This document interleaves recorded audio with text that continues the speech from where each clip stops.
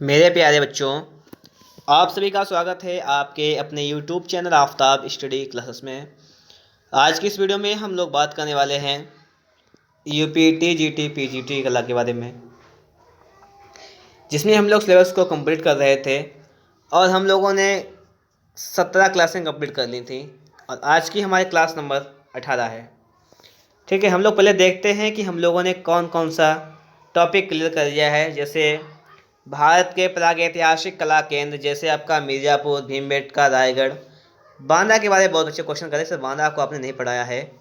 देखिए, बांदा ज़्यादा important question नहीं थे, जो एक आध क्वेश्चन आपका इंपॉर्टेंट था मैंने वो इसी में शामिल कर लिया था। ठीक है, और फिर भी अगर आपकी डिमांड्स हैं तो सिलेबस को कंप्लीट करेंगे पहले हम लोग, उसके बाद में हम लोग फिर से एक बार चीज़ों को, जो चीज़ छूट गई हैं, जिनके बारे में हम लोगों ने ज़्यादा नहीं पढ़ सका है, उनको बेहतर तरीके से क्लियर कर लेंगे। तो टेंशन मत लीजिएगा। ठीक है, जितना पढ़ा दिया है उसको पढ़ते रहिएगा, आगे बढ़ेंगे। पंचमढ़ी के बारे में हम लोगों ने पढ़ लिया था, होशंगाबाद के बारे में पढ़ लिया था। इसके बाद अगर हम लोग बात करें तो हम लोगों ने सिंधु घाटी की सभ्यता में पढ़ा था, हड़प्पा, मोहनजोदड़ो, लोथल, चंदहुदड़ो, ठीक है, कालीबंगा। और इसमें हम लोगों ने काफ़ी अपने टॉपिकों को कंप्लीट कर लिया था।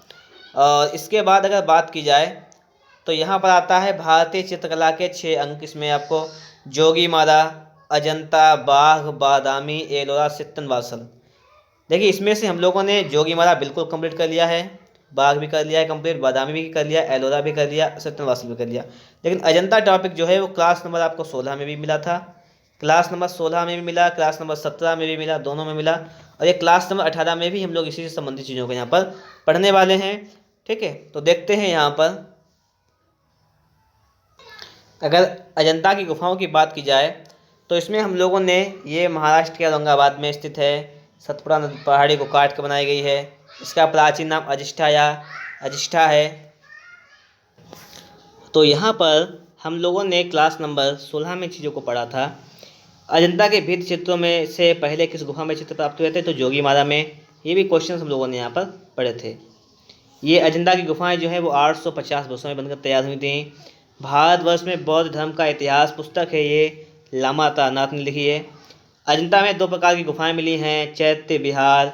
चैत्य वो होते हैं जिसमें उपासना की जाती है, विहार वो होते हैं जिसमें आवास गृह होता है। कुल 30 गुफाएं मिली हैं। ये चीज़ें हम लोगों ने क्लास नंबर 16 में कंप्लीट कर ली थी। अजंता गुफा से एलोरा की दूरी 100 किलोमीटर है। ठीक है, ये भी पढ़ा था हम लोगों ने। चित्रकला की पद्धति टेम्परा है। जातक कथाएं क्या होती हैं? बुद्ध के जन्म से पहले की कथाएं होती हैं, ये भी पढ़ा था हम लोगों ने। अजंता के चित्र व मूर्ति जो है वो बौद्ध धर्म से संबंधित हैं। अजंता की चित्रकारी देव शैली पर आधारित है। ये सारी चीज़ें हम लोग पढ़ चुके थे पहले ही। अजंता के चित्र जो है वो 3 भागों में बांटा गया है, अलंकारिक, रूपभैरिक, वर्णनात्मक। यह भी हो गया था। इसमें चैत्य गुफाएं कौन कौन सी? नंबर पूछता है, 9, 10, 19, 26, 30। ये चैत्य गुफाएं हैं, नंबर पड़े हुए हैं आपके सामने। ठीक है, आगे देखिए, अगर बात की अजंता शैली जो है भारत की शास्त्रीय कला से संबंधित है। अजंता कला, अजंता में परिप्रेक्ष्य का काल में रूप से प्रयोग हुआ है। इन चीज़ों को हम लोग सही तरीके से पहले ही क्लास नंबर 16 में पढ़ चुके हैं। अजंता की चरम उपलब्धि नारी चित्रण, मैंने आपको सिर्फ थोड़ा थोड़ा क्वेश्चन रिवाइज के तौर पे मैंने आपको बता दिया कि आपने थोड़ा सा रिवीजन करें इसका। ठीक है, देखते हैं आगे। इसके बाद में हम लोगों ने पढ़ा था कि गुफा नंबर 1 से क्या प्राप्त हुआ है?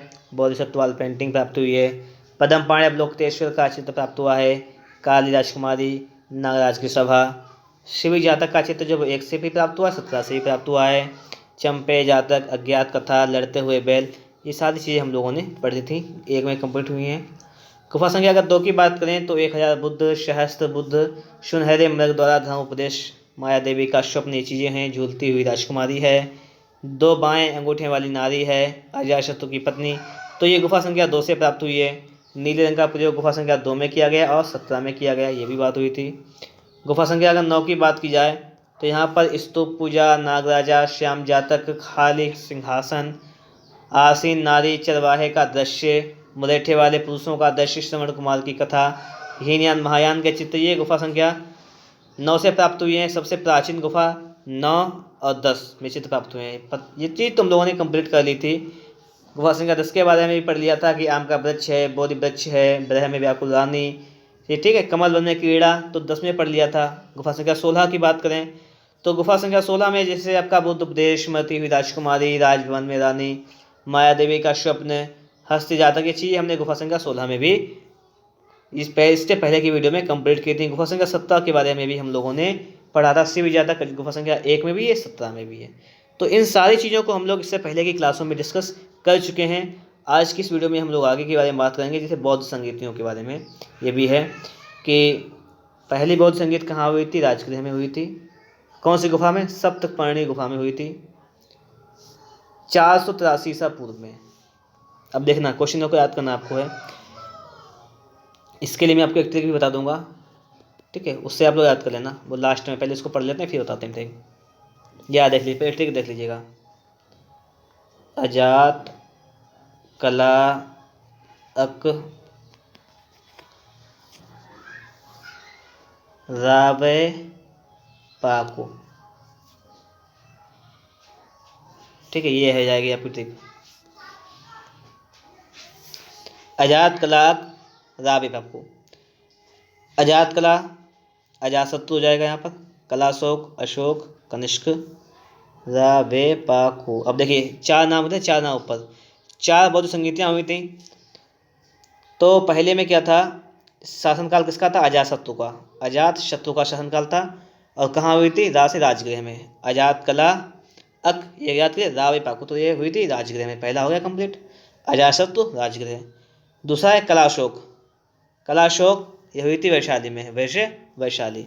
तीसरी से अशोक, ये हुई थी पाटलिपुत्र में। और चौथी कनिष्क, ये कुंडनवन में, कनिष्क कुंडनवन।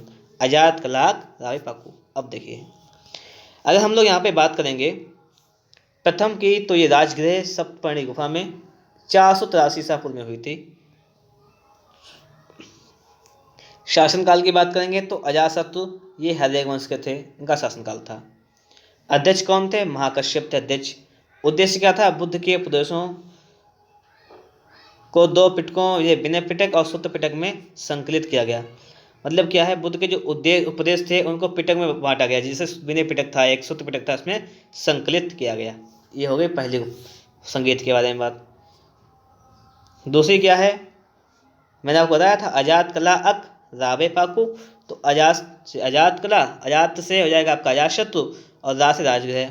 फिर दूसरी थी कला से कालाशोक और वैशाली, तो ये हो जाएगी वैशाली में हुई 383 ईसा पूर्व में हुई। शासनकाल किसका? कालाशोक का। ये शिशुनाग वंश के थे। किसके थे? शिशुनाग वंश। इसके अध्यक्ष कौन थे? सावक मीर। उद्देश्य क्या था? बौद्ध धर्म स्थापित एवं महासंघिक 2 भागों में बट गया। ये कब? ये द्वितीय बौद्ध संगीत हुई तब।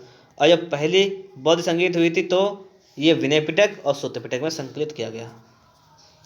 तीसरे की अगर बात करेंगे तो तीसरे में समझ लिया आप लोग, यहाँ पर पाटलिपुत्र में 251 ईसा पूर्व कहाँ हुई थी? पाटलिपुत्र में, अशोक के शासनकाल में। मैंने आपको बताया था अजात कला अक रावे पाको। मैं ये 4 सारी चीज़ें बताई थी ना आपको, अभी बताई थी, फिर देख लीजिएगा बात।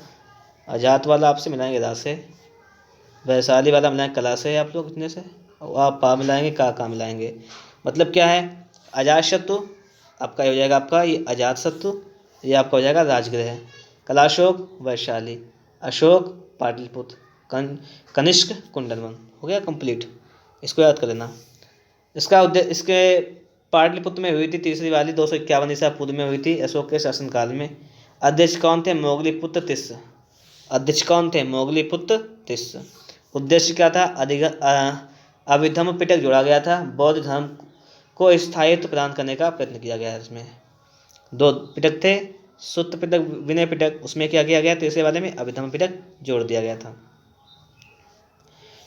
चौथी बौद्ध संगीत के बारे में बात करें, कहाँ हुई थी? कश्मीर के कुंडनवन में हुई थी, एशिया की प्रथम शताब्दी में, कनिष्क के शासनकाल में। बताया था पहले। अध्यक्ष थे इसके वसुमित्र, उपाध्यक्ष थे इसके अश्वघोष। पूछ देता है आपसे कि तृतीय बौद्ध संगीत के अध्यक्ष कौन थे या उपाध्यक्ष कौन थे, से पूछेगा। चौथे के अध्यक्ष कौन थे? वसुमित्र और उपाध्यक्ष अश्वघोष। उद्देश्य क्या था? बौद्ध धर्म हीनयान और महायान 2 संप्रदायों में बट गया। अब आपसे देखिए क्वेश्चन किस प्रकार से पूछेगा, ये समझो आप लोग। पहले क्वेश्चन पूछेगा आप लोगों से कि बौद्ध धर्म के जो उपदेश थे वो 2 पिटकों में कब संगीत किए गए थे? प्रथम संगीत में, द्वितीय, तृतीय, तो आप बताएंगे प्रथम में है विनय पिटक और सूत्र पिटक के बारे में। शासन काल किसका था? अजातशत्रु का था, हर्यक वंश के थे। ये पूछ सकता है कि अजातशत्रु जो थे वो किस वंश से संबंधित थे, ऐसे ही पूछ सकता है। द्वितीय वाली बात है तो वैशाली में 383 ईसा पूर्व में शासनकाल था काला अशोक का, शिशुनाग वंश का। अध्यक्ष शावक मीर। उद्देश्य बौद्ध धर्म स्थाविर एवं महासंघिक दो भागों में बट गया था, दूसरे वाले में स्थाविर और महासंघिक। तीसरा वाला क्या था? पाटलिपुत्र में 251 ईसा पूर्व में अशोक के शासनकाल में। अध्यक्ष कौन थे? मोगली पुत्र तिस्स। कौन थे? मोगली पुत्र तिस्स। उसका उद्देश्य क्या था? अभिधर्म पिटक जोड़ा गया था, 3 पिटक हो गए थे, इसका मतलब ये हुआ। चौथा के बारे में बात करेंगे तो कश्मीर के कुंडनवन में ईसा की प्रथम शताब्दी में कनिष्क के शासनकाल में। अध्यक्ष कौन थे? वसुमित्र। उपाध्यक्ष कौन थे इसके? अश्वघोष। उद्देश्य क्या था? बौद्ध धर्म हीनयान और महायान 2 संप्रदायों में बट गया। कौन कौन से संप्रदाय थे आपके? हीनयान और महायान। चलिए आगे देखते हैं। बौद्ध धर्म के संस्थापक कौन थे? गौतम बुद्ध थे। इनका जन्म कब हुआ था? 563 ईसा पूर्व कपिल वस्तु के निकट लुम्बिनी में हुआ था। क्वेश्चन आता है, ठीक है, यहाँ से इसलिए बताया जा रहा है आपको कि बौद्ध धर्म के संस्थापक गौतम बुद्ध थे। जन्म कब हुआ था? 563 ईसा पूर्व कपिल वस्तु के निकट लुम्बिनी में हुआ था। बचपन का नाम सिद्धार्थ, पिता का नाम शुद्धोदन, माता का नाम माया देवी, पत्नी यशोधरा, पुत्र राहुल। इनको याद कर लीजिएगा सही तरीके से इनके बारे में कि बौद्ध धर्म के, या क्वेश्चन आपका है कि बौद्ध धर्म के संस्थापक कौन थे? गौतम बुद्ध थे। इनका जन्म कब हुआ था? 563 ईसा पूर्व कपिल वस्तु के निकट लुम्बिनी में जन्म हुआ था। बचपन का नाम था इनका सिद्धार्थ, पिता का नाम था शुद्धोदन, माता का नाम माया देवी, पत्नी यशोधरा, पुत्र कौन थे? राहुल। बुद्ध ने 4 दृश्य देखे थे। कितने दृश्य? 4 दृश्य। 29 वर्ष की अवस्था में गृह त्याग किया। गृह त्याग किस अवस्था में किया? 29 वर्ष की अवस्था में। 29 वर्ष की अवस्था में इनका गृह त्याग हुआ। 35 वर्ष की अवस्था में इन्हें ज्ञान की प्राप्ति हो गई थी। कहाँ पर? बोधगया में। क्वेश्चन पूछता है कि बुद्ध को ज्ञान कहाँ प्राप्त हुआ, तो आप बताएंगे बोधगया में, बिहार। बोधगया कहाँ पड़ता है? बिहार में पड़ता है बोधगया। और कितनी अवस्था में प्राप्त हुआ था? 35 वर्ष की इनकी एज थी, उम्र थी। प्रथम उपदेश दिया था इन्होंने सारनाथ में, और किस भाषा में? पाली भाषा में। क्वेश्चन पूछता है कि बुद्ध ने पहला उपदेश कब और किस भाषा में दिया, तो सारनाथ में, पाली भाषा में दिया। सबसे अधिक उपदेश कहाँ दिया? श्रावस्ती में। ये भी क्वेश्चन जीके में बहुत बार पूछा गया है। एशिया का ज्योतपुंज, ये गौतम बुद्ध को कहते हैं, light of Asia. Light of Asia Gautam Buddha को। लाइट ऑफ एशिया पुस्तक जो है वो एडविन अर्नोल्ड ने लिखी। पुस्तक लिखी है लाइट ऑफ एशिया, कहते किसे हैं? गौतम बुद्ध को। और पुस्तक किसने लिखी है? एडविन अर्नोल्ड ने लिखी है। महापरिनिर्वाण कब हुआ था? 483 ईसा पूर्व। कहाँ? कुशीनगर में इनका महापरिनिर्वाण हुआ था। तो आप लोग सारी बातों को समझ गए होंगे। यहाँ पर संगीतियाँ हम लोगों ने पढ़ ली हैं। गौतम बुद्ध के बारे में हम लोगों ने यहाँ पढ़ने का पूरा प्रयास किया। जैसे गौतम बुद्ध बौद्ध धर्म के संस्थापक थे। 563 ईसा पूर्व का जन्म हुआ था कपिल वस्तु के निकट लुम्बिनी में। बचपन का नाम इनका सिद्धार्थ था, पिता शुद्धोदन, माता माया देवी, पत्नी यशोधरा, पुत्र राहुल। बुद्ध ने 4 दृश्य देखे थे। कितने दृश्य देखे? 4 दृश्य देखे थे। आगे है आपका यहाँ पर कि 29 वर्ष की अवस्था में गृह त्याग हुआ था इनका। 35 वर्ष की अवस्था में ज्ञान प्राप्त किया गया बोधगया में। प्रथम उपदेश सारनाथ में दिया। किस भाषा में? पाली भाषा में। बुद्ध ने पहला उपदेश किस में दिया था? सारनाथ में दिया था, पाली भाषा में। सबसे अधिक उपदेश कहाँ दिए थे? श्रावस्ती में दिए थे। एशिया का ज्योतपुंज गौतम बुद्ध को कहते हैं। लाइट ऑफ एशिया पुस्तक जो है वो एडविन अर्नोल्ड ने लिखी है। और महापरिनिर्वाण 483 ईसा पूर्व में हुआ था इनका। कहाँ पर? कुशीनगर में। सारी बातें आपको समझ में आ गई होंगी। और ये क्लास नंबर थी आपकी 18। क्लास 18 क्लासेस कंप्लीट हो चुकी हैं, ठीक है। और इसमें अजंता में भी रह भी गया है थोड़ा सा आपका टॉपिक, तो उसको भी हम लोग अगली क्लास में कंप्लीट कर लेंगे। कोई प्रॉब्लम नहीं, पढ़ते रहिएगा और वीडियो को अच्छी तरीके से समझने का प्रयास कीजिएगा। सारी चीज़ों को नोट भी करते रहिएगा ताकि एक आपका अच्छा सा नोट्स बन जाए। और जब भी आपका एग्जाम हो, जब भी वैकेंसी आए, तो आप एक बार में ही सिलेक्शन ले लें। सीधी बात तो ये होनी चाहिए। मिलेंगे आपको नेक्स्ट वीडियो में नेक्स्ट टॉपिक के साथ। वीडियो अच्छा लगा हो लाइक कर देना, चैनल पर नए हो सब्सक्राइब जरूर कर देना।